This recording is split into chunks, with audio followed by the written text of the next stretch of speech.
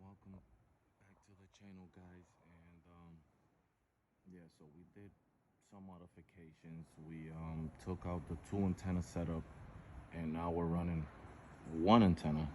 We got the 6 dBi by McGill microwave systems, the antenna, and we got a custom setup going on with a scooter, and that's like a 10-foot fishing rod made out of bamboo, and with the LMR 600, 10-foot LMR 600 with a PoE and Miners Outdoors. It's in that little black box right there.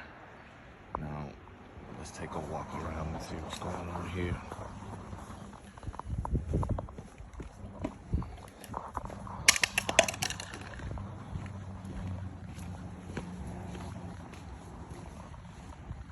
All right, so that's the Home Depot special. It's a fence pole followed by the AutoZone